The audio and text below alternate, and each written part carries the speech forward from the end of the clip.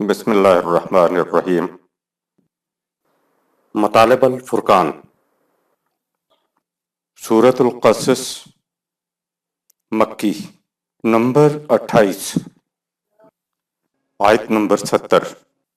قرآن مجید کی تفسیر خود قرآن مجید سے از علامہ غلام احمد پرویز صاحب، اخذ و تلخیص محمد اکبر دکشت بھارتواج، نظر ثانی ڈاکٹر انعام الحق۔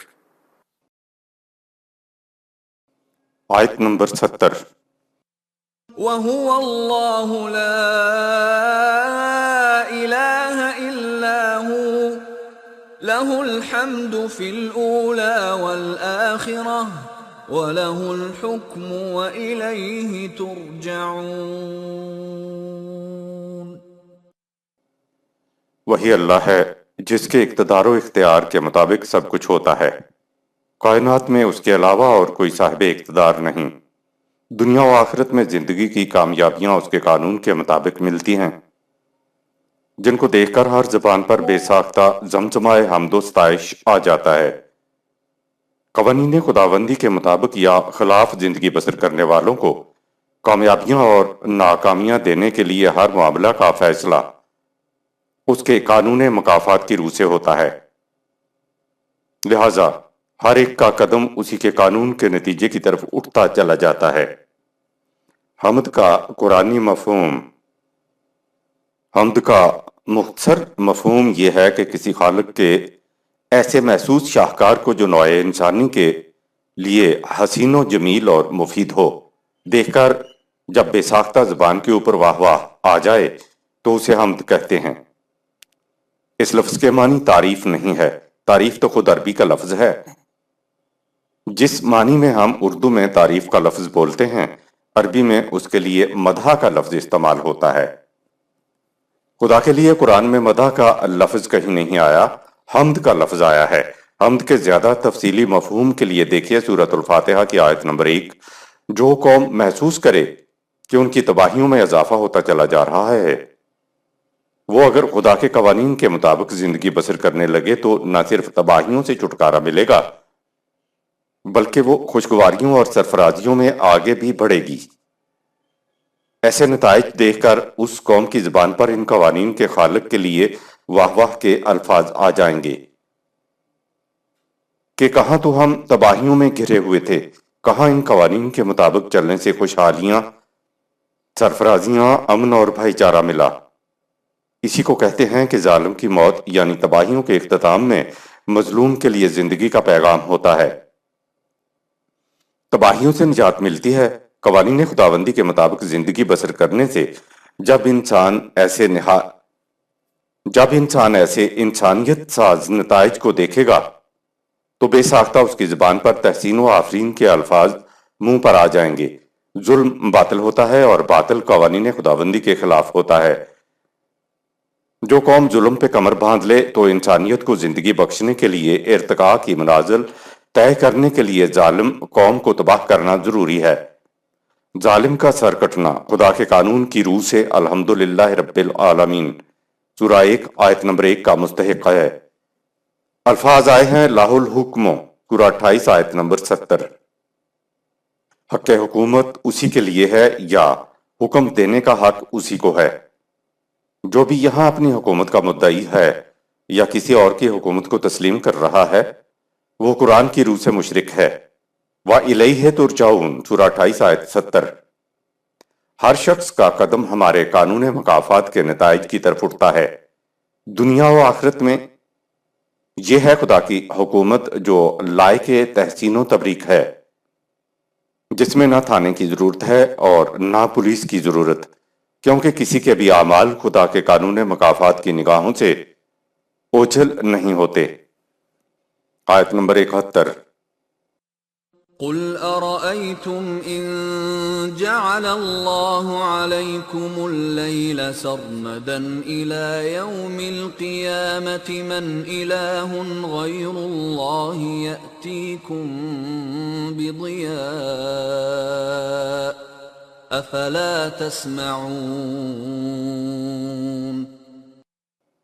قانون کی اٹل اثر پذیری کو سمجھانے کے لیے کہو، اگر اللہ تم پر ہمیشہ کے لیے تا قیامت رات ہی کو مسلط کر دے تو اللہ کے سوا کون سا معبود ہے جو تمہارے پاس دن کی روشنی لائے گا؟ ان سے پوچھو کیا تم سن رہے ہو کہ تم سے کیا کہا جا رہا ہے؟ آیت نمبر 72۔ قل أرأيتم إن جعل الله عليكم النهار سرمدا إلى يوم القيامة من إله غير الله يأتيكم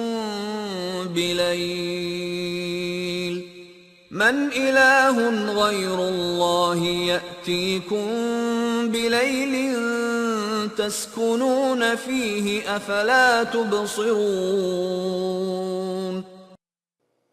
یا اگر اللہ تم پر ہمیشہ کے لیے تا قیامت دن ہی کو مسلط کر دے تو اللہ کے سوا وہ کون سا معبود ہے جو تمہارے پاس رات کی تاریکی کو لائے گا تاکہ تم اس میں سکون حاصل کر سکو؟ ان سے کہو کیا تم ان مسائلوں پر غور و فکر کر کے اس نتیجے پر نہیں پہنچتے کہ کائنات میں صرف ایک ہستی کا اٹل نتیجہ خیزی پر مبنی قانون کار فرما ہے اور وہ خدا کی ذات ہے؟ آیات اللہ کا پیغام بصیرت سے نہیں بصارت سے سمجھ میں آتا ہے۔ افلا تبصرون سورہ 28 آیت نمبر 72۔ گزری اقوام کی زندگی اور موت کا ذکر ہوا، پھر یخلق ما یشاء سورہ 28 آیت 68 آ گیا، اس کے بعد وَلَهُ الْحُکْمُ وَإِلَیْهِ تُرْجَعُونَ سورہ 28 آیت 70 آ گیا، پھر آگے دن رات کی گردشوں کا ذکر آیا۔ دیکھنے میں لگتا ہے کہ کوئی ربط نہیں۔ افلا تبصرون سورہ 28 آیت 72 کہہ کر ربط جوڑ دیا کہ دیکھنے کے لیے تو بصارت کی ضرورت ہے جس سے تم یہ کچھ دیکھ رہے ہو۔ کہا کہ یہ جو مسالے ہم تمہارے سامنے لا رہے ہیں ان پر غور و فکر کرنے کے لیے بصیرت کی ضرورت ہوتی ہے۔ بصیرت کے ساتھ ان مسالوں پر غور و فکر کرو گے تو تم اس نتیجے پر پہنچو گے کہ کائنات میں صرف ایک ہستی کا قانون کار فرما ہے اور وہ خدا کی ذات ہے۔ ایک اور مقام پہ ہے کہ یہ جو اختلاف لیل و نہار کی گردش ہے اس کے اندر ارباب فکر و نظر کے لیے حقائق تک پہنچنے کی بڑی نشانیاں ہیں۔ سورہ 45 آیت نمبر 5۔ آیت نمبر 73۔ وَمِن رَّحْمَتِهِ جَعَلَ لَكُمُ اللَّيْلَ وَالنَّهَارَ لِتَسْكُنُوا فِيهِ وَلِتَبْتَغُوا مِن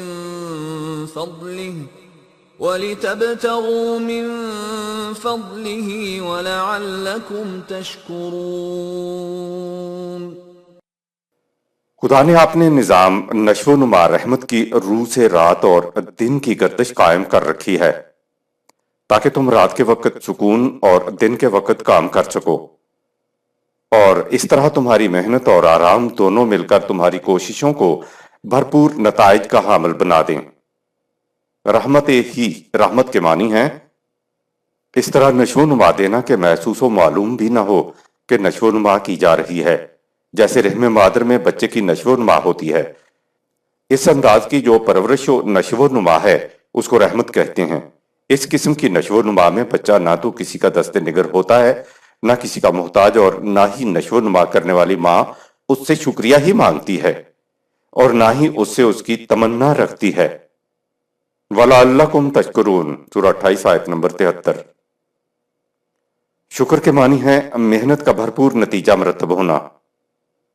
جس کو طبعی زندگی میں رات کی نیند میں سکون نہیں ملتا تو اس کی محنت بھرپور نتیجہ پیدا نہیں کرتی، وہ اگلے دن کام کاج کرنے کے قابل نہیں ہوتا۔ نیند سے متعلق مغرب کی تحقیق۔ سب سے پہلے اس موضوع سے متعلق چند اہم اصطلاحات کی وضاحت ملاحظہ۔ فرمائیں۔ Cell, any of the protoplasmic masses making up organized tissues, consisting of a nucleus surrounded by cytoplasm enclosed in a cell or plasma membrane. It is The fundamental, structural, and functional unit of living organism. Dorland's Pocket Medical Dictionary, 24th ed. New Delhi, Oxford and IBH Publishing Company. P.V. Limited. 1989, page 111. Metabolism, the sum of all the physical, and chemical process by which living organized substance is produced and maintained, anabolism, and also the way, by which organized transformation by which energy is made available for uses of the organism, catabolism. Circadian rhythm, circadian denotes a 24-hour period. Circadian rhythm is the regular recurrence in cycles of approximately 24 hours from one stated point to another, e.g. certain, biological activities, darkness or other conditions, illumination. Darlan's Pocket Medical Dictionary, 24th ed. Oxford IBH Publishing Co. Private Limited 1989 M. page 521. Alpha waves are rhythmic waves occurring at a frequency of between 8 and 13 per second. During deep sleep the alpha waves disappear entirely.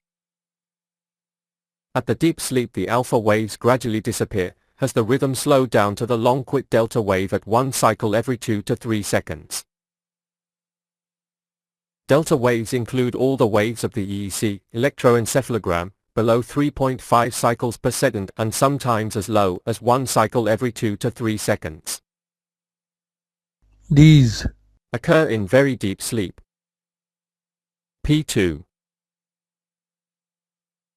The delta waves also occur in very deep, slow wave, sleep, and this suggests that the cortex then might be released from the activating influences of the lower centers of the brain. نیند میں ٹوٹ پھوٹ کے شکار مردہ خلیات کی جگہ نئے زندہ خلیات تیزی کے ساتھ پیدا ہوتے ہیں۔ قرآن نے رات دن کی گردش دولابی پر غور کرنے کی دعوت دی ہے تاکہ رات دن کی گردش کے پیچھے چھپے حقائق سے تم آگاہ ہو سکو۔ ہم نے کیا غور و فکر کرنا ہے، یہ تو مغرب کے سائنسدان ہیں جنہوں نے نیند پر مبنی اپنی تحقیق کے محاصل کو کتابوں میں درج کر دیا ہے۔ کتابوں کے نام ہیں 1. Crusoe's, G.P. et al. EDS Mechanisms of Physical and Emotional Stress, New York, Plenum Publishing Corp. 2. Krieger, M.H. et al. Principles and Practice of Sleep Medicines. Philadelphia, W.B. Saunders Company, 1986. اس تحقیق کو عام فہم الفاظ میں سمجھانے کی کوشش کی جاتی ہے۔ وہ بتاتے ہیں کہ انسان اور حیوانات کا جسم ننگی آنکھ سے نظر نہ آنے والے خلیات سیلز سے بنا ہوتا ہے۔ یہ بات نہیں کہ ایک دفعہ خلیات بن گئے ہیں تو وہ بنے رہتے ہیں۔ یہ خلیات انرجی ختم ہونے پر ہر سانس میں کروڑوں کی تعداد میں جسم سے باہر نکلتے رہتے ہیں، اور ہر سانس میں کروڑوں کی تعداد میں توانائی لیے نئے خلیات پیدا ہوتے رہتے ہیں۔ یوں یہ سلسلہ چلتا رہتا ہے اور زندگی قائم رہتی ہے، اور ہمیں محسوس بھی نہیں ہوتا یہ کچھ ہمارے اندر ہو رہا ہے۔ زندگی کا دارومدار عمل استحصالہ میٹابولزم کے اوپر ہے۔ اگر مردہ خلیات باہر نہ نکلیں اور ان کی جگہ تازہ خلیات نہ بنیں تو ہمارے جسم میں سڑانٹ پھیل جائے گی اور پھر زندگی ختم ہو جائے گی۔ نئے خلیات بننے بند ہو جائیں تو اسی کا نام موت ہے کہ نئے خلیات پیدا ہونے کا عمل ختم ہو گیا۔ جہاں بھی انسانوں اور حیوانات جیسی زندگی ہوتی ہے وہاں نیند ہوتی ہے اور عمل استحالہ میٹابولزم جاری رہتا ہے، یعنی مردہ خلیات باہر نکلتے رہتے ہیں اور ان کی جگہ نئے خلیات پیدا ہوتے رہتے ہیں۔ آلٹرنیشن ہوتی رہتی ہے، لیکن جاگتے میں خلیات کے بننے کی رفتار بہت ہی کم ہوتی ہے۔ یاد رہے قرآن نے نیند کو خدا کی رحمت کہا ہے۔ کام کاج یا مشقت کرنے سے خلیات کی موت زیادہ مقدار میں ہوتی ہے جو جسم سے باہر نکلتے رہتے ہیں۔ جس کا وزن زیادہ ہو اس کو مشقت، بھاگ دوڑ اور ورزشوں کا مشورہ دیا جاتا ہے تاکہ ضرورت سے زائد خلیات مردہ ہو کر زیادہ مقدار میں باہر نکل جائیں۔ یہی وجہ ہے کہ انسان مشقت کرنے کے بعد تھکاوٹ محسوس کرتا ہے اور فطرت اسے نیند کی طرف لے جاتی ہے۔ اسی کتاب کا فقرہ یوں ہے۔ Metabolism of heavy species is the circadian rhythm, the alternation of light and dark. یہ نیند ہی ہے جس میں جسم سے مردہ ہو کر خارج ہو جانے والے خلیات کی کمی دور ہوتی ہے، کیونکہ تیزی کے ساتھ تازہ خلیات کا بننا نیند ہی میں ممکن ہے۔ نیند پوری کر لینے کے بعد انسان دوسرے دن کے کاموں کے لیے حشاش بشاش اور تر و تازہ ہو جاتا ہے۔ اگر کسی کو نیند نہ کرنے دی جائے یا نیند پوری نہ ہوتی ہو تو انسان محنت و مشقت کرنے کے قابل نہیں رہتا اور وہ سست رہنے لگتا ہے۔ جو شخص نیند زیادہ کرتا ہے اس کا وزن بڑھ جاتا ہے۔ اسی کو کہا کہ رات اور دن کی گردش پر غور کرو تو تمہیں خدا یعنی اس کا نظام سامنے نظر آ جائے گا۔ آپ نے دیکھا ہوگا کہ تھکے ہوئے آدمی کو نیند بڑی پیاری آتی ہے۔ بچے کو بڑھوتری کے لیے زیادہ خلیات کی ضرورت ہوتی ہے، اس لیے وہ 18 تا 20 گھنٹے نیند کرتا ہے۔ جوں جوں وہ بڑھتا چلا جاتا ہے اس کی نیند کا دورانیہ کم ہوتا چلا جاتا ہے۔ جو ہی نیند غالب ہوتی ہے تو ہارمونز بننا شروع ہو جاتے ہیں اور دن بھر کے کام کاج کی وجہ سے ضائع شدہ خلیات کی تخلیق، ری جنریشن اور تبدیلی نو ریپلیسمنٹ کا کام شروع ہو جاتا ہے۔ یہ کام صرف نیند ہی میں ممکن ہے۔ بچے کا دماغ پیدائش سے تو ماہ پہلے سے بننا شروع ہوتا ہے۔ رحم مادر میں بچہ 20 تا 22 گھنٹے سوتا رہتا ہے۔ پیدائش کے بعد قریباً 1 ماہ تک دماغ کے خلیات بڑی تیزی کے ساتھ پیدا ہوتے ہیں تاکہ دماغ کے خلیات کی تکمیل ہو جائے۔ نیند کی حالت میں انسان کے باقی اعضاء کام کرنا بند کر دیتے ہیں اور خون کی زیادہ مقدار دماغ میں چلی جاتی ہے۔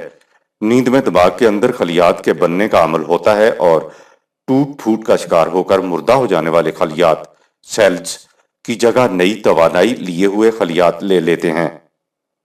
بے خوابی سلیپ لیسنس میں ایسا نہیں ہوتا۔ صبح اٹھ کر انسان تھکاوٹ محسوس کرتا ہے۔ سائنسدانوں کی 2 اصطلاحیں ہیں، ایک الفا ویوز اور دوسری ڈیلٹا ویوز۔ ان دونوں لہروں کے ذریعے جس میں انسانی میں کچھ ضائع ہوتا ہے اور کچھ بنتا چلا جاتا ہے۔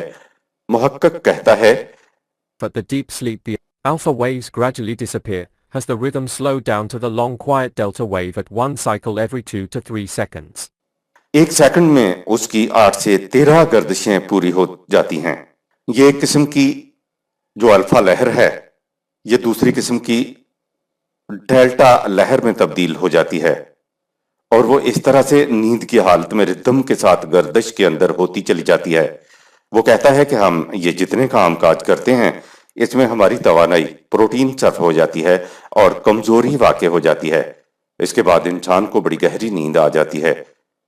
اس کے اپنے الفاظ ہیں کہ Regeneration and replacement depend on a simple rise of due protein, and most of this failed to take place during sleep. اس لیے قرآن نے کہا وَمِن رَحْمَتِهِ جَعَلَ لَكُمُ اللَّيْلَ وَالنَّهَارَ سورہ 28 آیت نمبر 73۔ خدا نے تمہارے لیے رات و دن کو رحمت بنایا ہے۔ وہ کہتا ہے کہ تخلیق جدید، ری جنریشن اور نئے خلیات کی تبدیلی نو، ریپلیسمنٹ، نیند ہی کی حالت میں ردم کے طریقے کے اوپر ہوتی ہے۔ اس کے اپنے الفاظ ہیں There is enhanced sympathetic activity during wakefulness and also enhanced number of impulses to the skeletal musculature to increase muscle tone. Conversely, during sleep, sympathetic activity decreases while parasympathetic activity increases. Therefore, arterial blood pressure falls, pulse rate decreases, muscles fall into a mainly relaxed state, and the overall basal metabolic rate falls by 10 to 30%. Guyton, Arthur C. 1991. Textbook of Medical Human Growth Eat Physiology, 8th ed. Philadelphia, W.B. Saunders Company. P. Hormones are manufactured during this time and the rate of cell division starts increasing rapidly. جو ہی نیند غالب آتی ہے تو hormones بننے شروع ہو جاتے ہیں۔ خلیات کی توڑ پھوڑ کی تقسیم میں جو ضائع شدہ خلیات کی تخلیق نو ہوتی ہے اور پھر تبدیلی نو ہوتی چلی جاتی ہے۔ رات اور دن کی گردش میں نیند میں ہماری نشو و نما کا راز ہے۔ اس سلسلے میں کھوئی ہوئی قوتیں بحال ہوتی ہیں۔ تلف شدہ خلیات کی باز آفرینی ہوتی ہے۔ ارتکاز کی قوتیں ایک نقطے پر مرتکز ہوتی ہیں۔ اسی سے ارتقاء کا سلسلہ آگے جاری رہتا ہے۔ اس قوم پہ رزق کی بہار نہیں آتی جس قوم میں ذہنی اور قلبی سکون ختم ہو گیا ہو۔ آیت نمبر 74۔ وَيَوْمَ يُنَادِيهِمْ فَيَقُولُ أَيْنَ شُرَكَائِيَ الَّذِينَ كُنتُمْ تَزْعُمُونَ. ان مثالوں کے بعد تصور میں لاؤ جب مخالفین کو پکار کر کہا جائے گا کہ وہ تمہارے لیڈروں پیشوا کہاں ہیں جن کی تم میرے قوانین کو چھوڑ کر اطاعت کیا کرتے تھے اور انہیں میری خدائی میں شریک سمجھا کرتے تھے. آیت نمبر 75. وَنَزَعْنَا مِن كُلِّ أُمَّةٍ شَهِيدًا فَقُلْنَا هَاتُوا بُرْهَانَكُمْ فَعَلِمُوا أَنَّ الْحَقَّ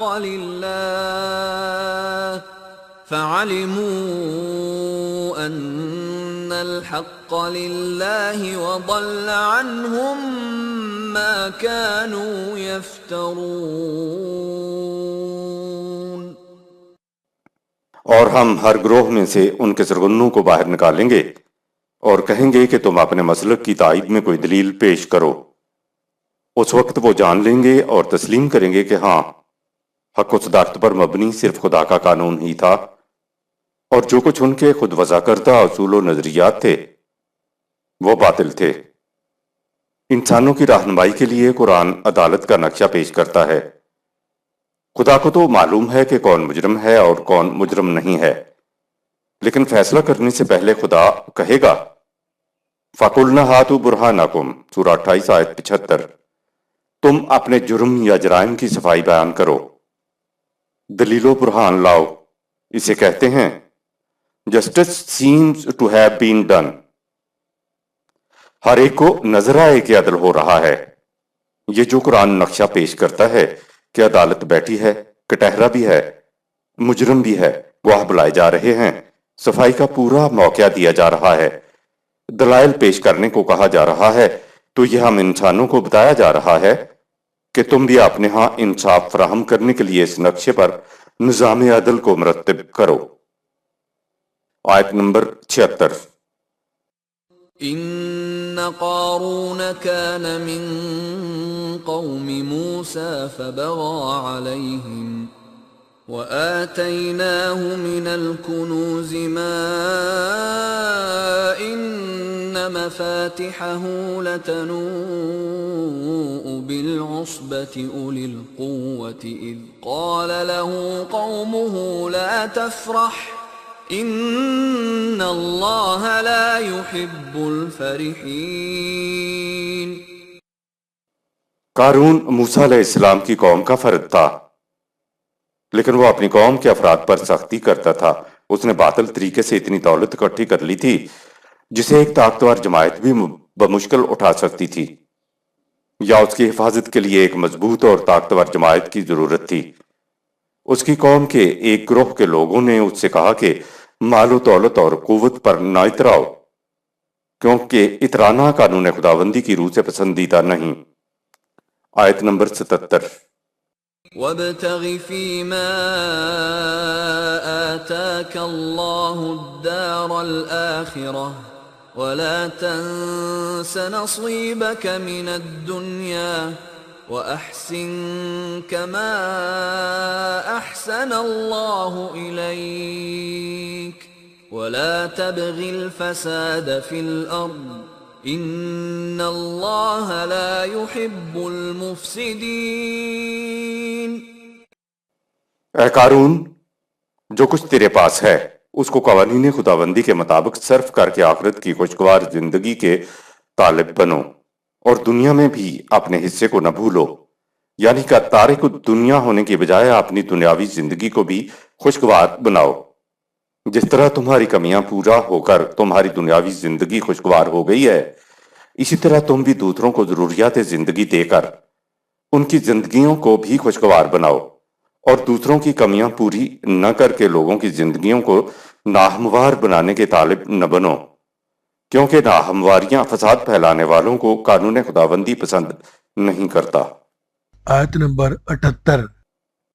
قال انما اوتیته على علم عندي أَوَلَمْ يَعْلَمْ أَنَّ اللَّهَ قَدْ أَهْلَكَ مِن قَبْلِهِ مِنَ الْقُرُونِ مَنْ هُوَ أَشَدُّ مِنْهُ قُوَّةً وَأَكْثَرُ جَمْعًا وَلَا يُسْأَلُ عَنْ ذُنُوبِهِمُ الْمُجْرِمُونَ۔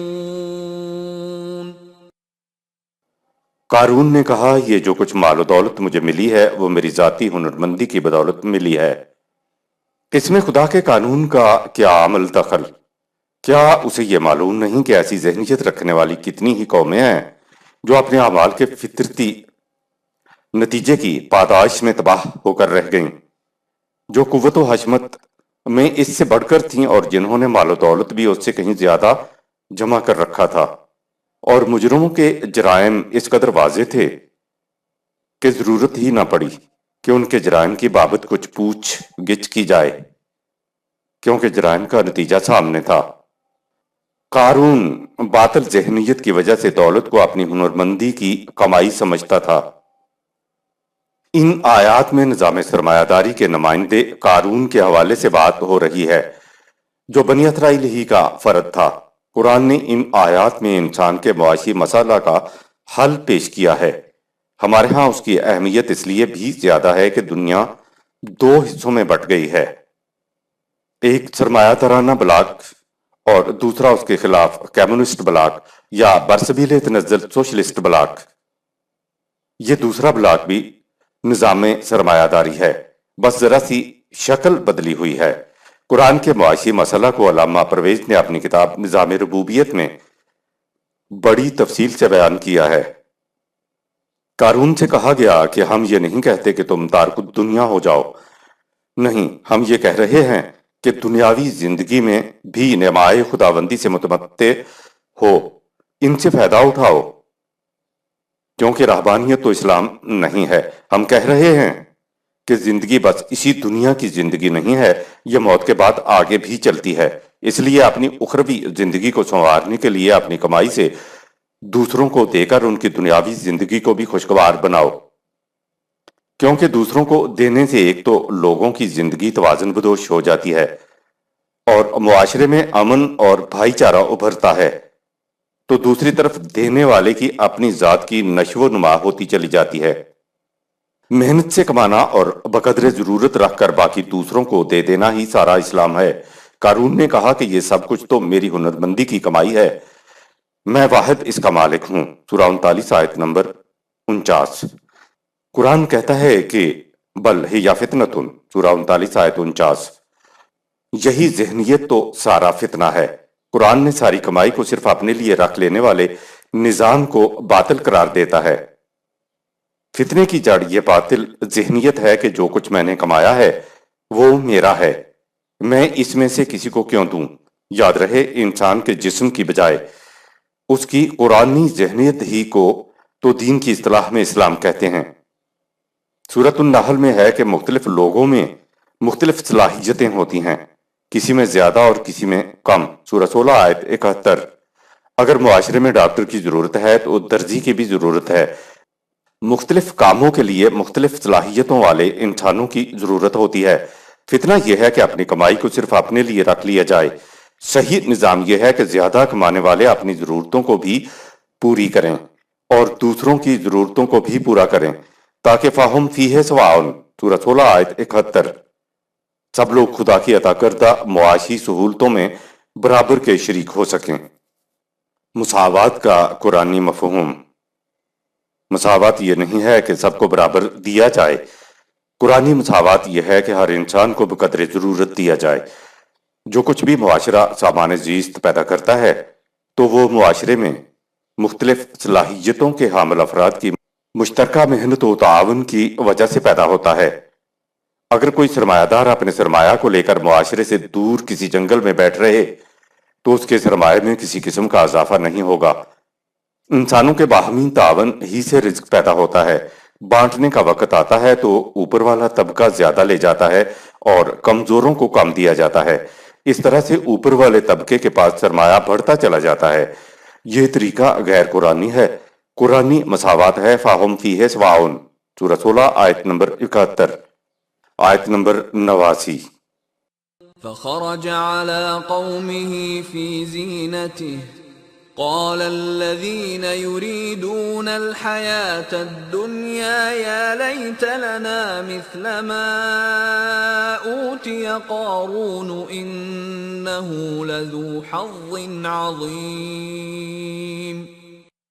باطل ذہنیت والے جن کی نظر صرف دنیاوی زندگی کے مفاد پر تھی، ان کی کیفیت یہ تھی کہ جب قارون اپنی قوم کے سامنے شان و شوکت سے باہر نکلتا تو وہ بڑی حسرت سے کہتے، اے کاش جو کچھ قارون کو ملا ہے وہی کچھ ہمیں بھی حاصل ہوتا.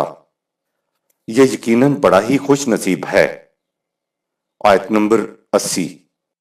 وقال الذين أوتوا العلم ويلكم ثواب الله خير لمن آمن وعمل صالحا ولا يلقاها إلا الصابرون. جن لوگوں کو خدا نے حقیقت کا علم عطا کر رکھا تھا، قرآنی ذہنیت والے، انہوں نے دنیاوی زندگی کے دلدادوں سے کہا، کم بختوں خدا کے قوانین پر ایمان لانے والوں اور پھر ان کے مطابق معاشرے میں ہمواریاں پیدا کرنے والے کام کرنے والوں کے لیے خدا کا اجر اس سے کہیں بہتر ہے جس کی تم تمنا کرتے ہو. خدا کے قانون کے مطابق دولت ان کی بڑھتی ہے جو استقامت و استقلال کے ساتھ قوانین خداوندی کی راہ پر گامزن رہتے ہیں. آیت نمبر 81.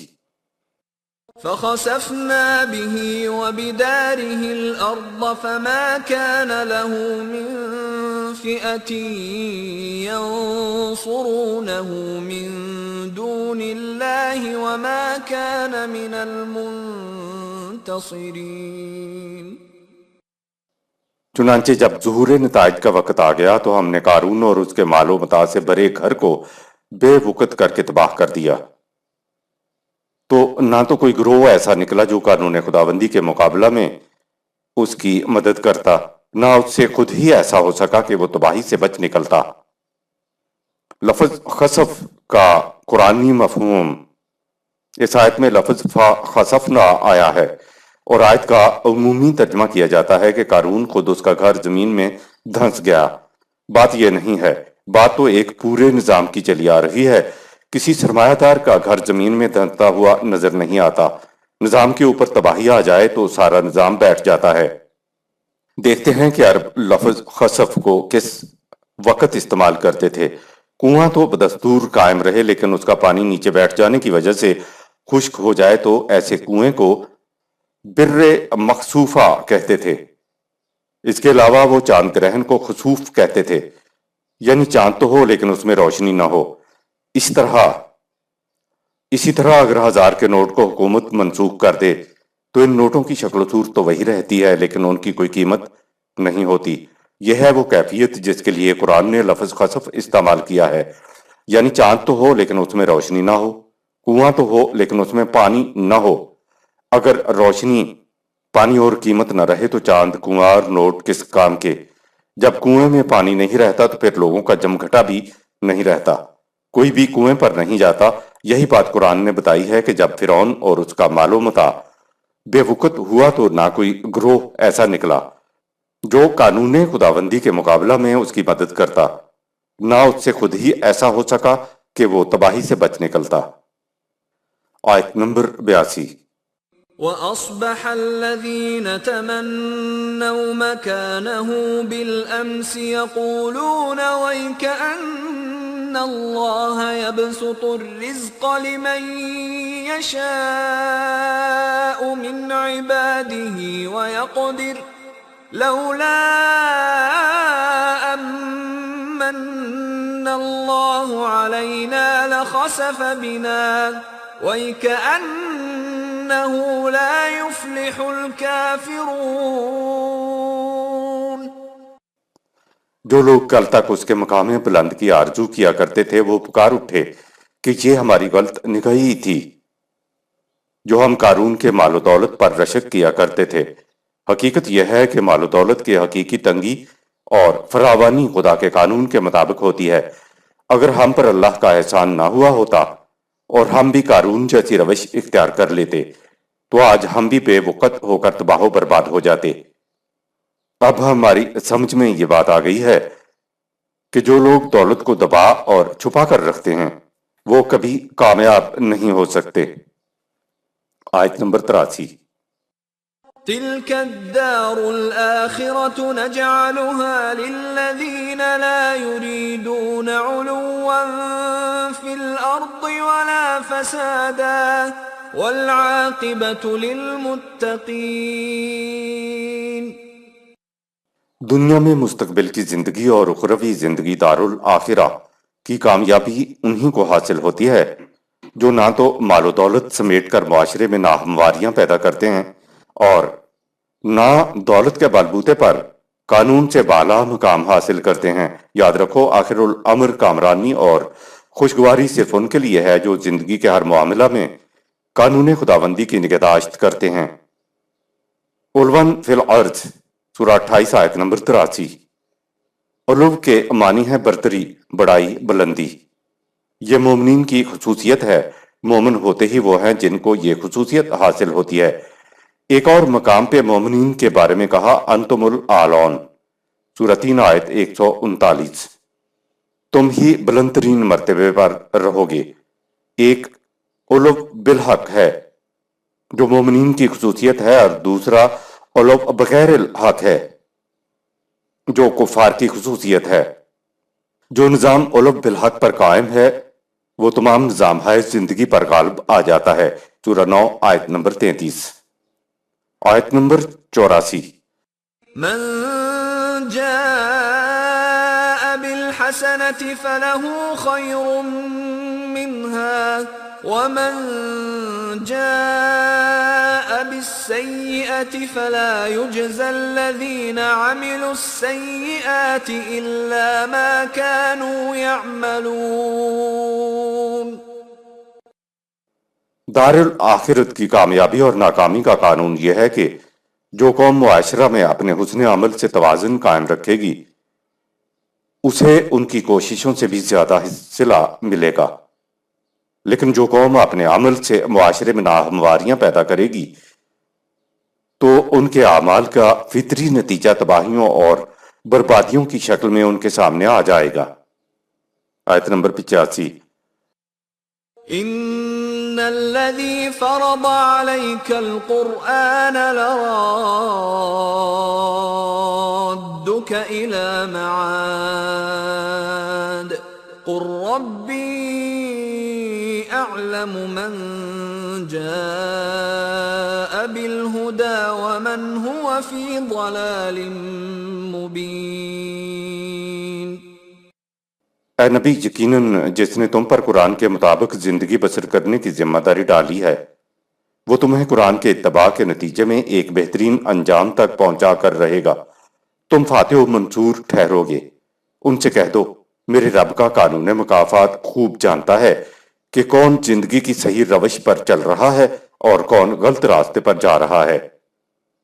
داستان حضرت موسیٰ علیہ السلام اور محمد صلی اللہ علیہ وسلم کی کشمکش حیات میں باہمی مماثلت اور کامرانیوں کی نوید۔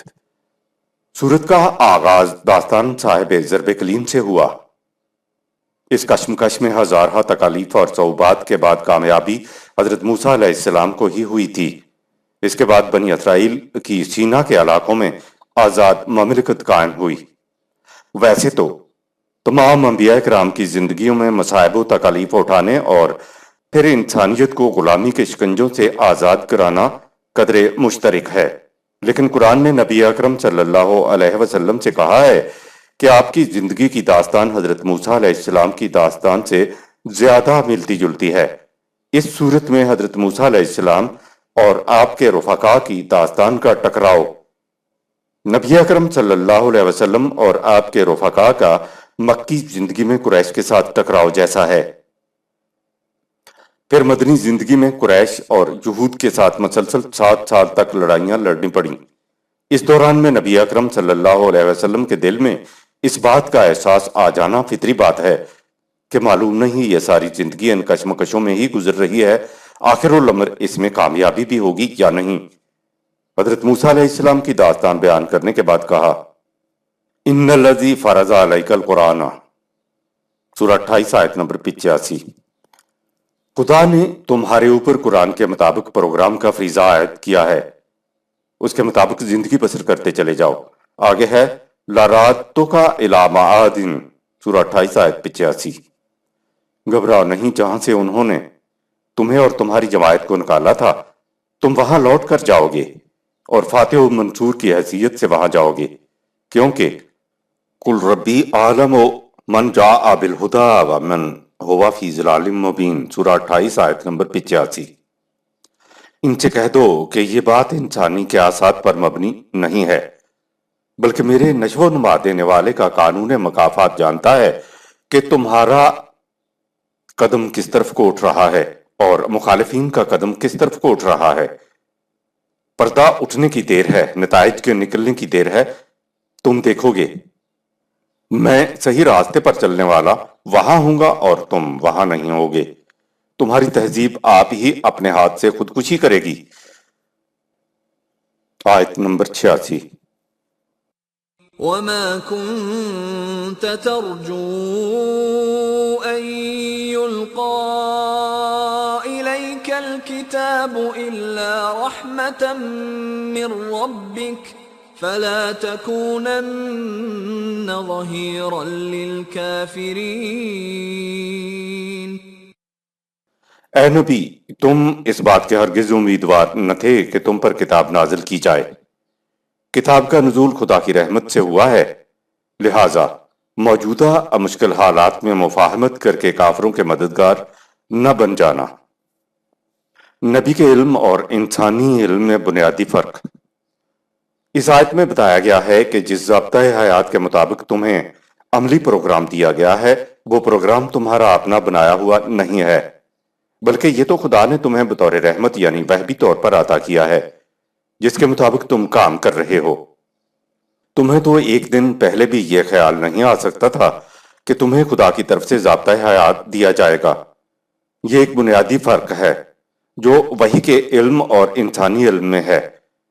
انسان کا ہر علم اس کے اپنی کوششوں، کاوشوں، مطالعہ، تجربہ، مشاہدہ اور تعلیم سیکھنے کا نتیجہ ہوتا ہے، یعنی علم حاصل کرنے کے لیے انسان کو کچھ کرنا ہوتا ہے، اس کے بغیر علم حاصل نہیں ہو سکتا۔ مثلا انسان کو پہلی جماعت سے لے کر پی ایچ ڈی لیول تک پہنچنے کے لیے کچھ کرنا ہوتا ہے، اور ساتھ ساتھ انسان کو بھی معلوم ہوتا رہتا ہے کہ وہ علم کے فلاں درجے پر پہنچ گیا ہے۔ اس کے برعکس ایک نبی کو وحبی طور پر بغیر محنت و کاوش کے خارج سے ایک علم بذریعہ وحی دیا جاتا تھا، جس کا نہ تو پہلے سے نبی مطمئن ہوتا تھا اور نہ اس کے لیے اس نے کسی قسم کی محنت یا مشقت کی ہوتی تھی۔ یہ علم خدا کے منتخب فرد پر اچانک اور براہ راست نازل ہوتا تھا۔ نبی کو اس کا اختیار نہیں ہوتا تھا کہ اس میں کچھ رد و بدل کر سکے، کیونکہ رد و بدل تو انسان اپنے وضع کردہ پروگرام میں ہی کر سکتا ہے، جبکہ یہ تو اس کا پروگرام ہوتا ہی نہیں تھا، یہ تو اس کو خدا کی طرف سے دیا جاتا تھا، تو رد و بدل کا تو سوال ہی نہیں ہے۔ اس لیے رسول اللہ صلی اللہ علیہ وسلم سے کہلوایا گیا کہ اے لوگو، تم تو ایک طرف اگر میں بھی قانون خداوندی کی خلاف ورزی کروں تو میں بھی سزا سے نہیں بچ سکتا۔ غور کریں کہ نبی کو بھی اس بات کا حق نہیں کہ وہ قوانین خداوندی کی بجائے اپنے احکامات کی اطاعت کرائے۔ وہ خود بھی خدا کے احکامات کی اطاعت کرتا تھا اور لوگوں سے بھی خدا کے قوانین کی اطاعت کا مطالبہ کرتا تھا۔ آیت نمبر 87۔ وَلَا يَصُدُّنَّكَ عَنْ آيَاتِ اللَّهِ بَعْدَ إِذْ أُنزِلَتْ إِلَيْكَ وَادْعُ إِلَى رَبِّكَ وَلَا تَكُونَنَّ مِنَ الْمُشْرِكِينَ۔ ایسا کبھی نہ ہونے پائے گا کہ اللہ کے قوانین جب تم پر نازل ہوں تو کفار تمہیں ان کے مطابق نظام متشکل کرنے سے روک دیں۔ فی الحال کرنے کا کام یہ ہے کہ تم لوگوں کو خدا کے نظام ربوبیت کی طرف دعوت دو، اور ہرگز مشرکوں میں سے نہ ہو کہ نظام کی تشکیل میں کچھ قوانین خدا کے اور کچھ انسانوں کے ساختہ ملا لو۔ یہ شرک ہے۔ جب انسان کی خود عائد کردہ ذمہ داری ناکام ہو تو وہ مایوس ہو جاتا ہے۔ قرآن نے نبی اکرم صلی اللہ علیہ وسلم سے بار بار کہ تمہارا فریضہ یہ نہیں ہے کہ تم اپنی زندگی میں اس نظام کو ضرور قائم کر کے جاؤ یا کسی کو زبردستی ہدایت کی طرف لاؤ۔ تمہارا فریضہ تو بس یہ ہے کہ تم ہمارے پیغام کو پہنچاتے چلے جاؤ اور اس کو نافذ کرتے چلے جاؤ۔ کیونکہ پروگرام ہمارا ہے، اس کو کامیاب بنانا ہمارا کام ہے، تیرا کام نہیں ہے۔ اگر پروگرام ناکام ہوتا ہے تو وہ تیرا پروگرام تو ناکام نہیں ہوتا، ہمارا پروگرام ناکام ہوگا۔ اس لیے تمہیں پریشانی اور گھبراہٹ کیوں ہے؟ یہ پروگرام تمہاری زندگی میں بھی کامیاب ہو سکتا ہے اور تیرے دنیا سے چلے جانے کے بعد بھی۔ یہ ہمارا پروگرام ہے، ہم پر چھوڑ دو، تم بس ہمارا پیغام لوگوں تک پہنچانے کا فریضہ ادا کرتے رہو۔ آیت نمبر 88۔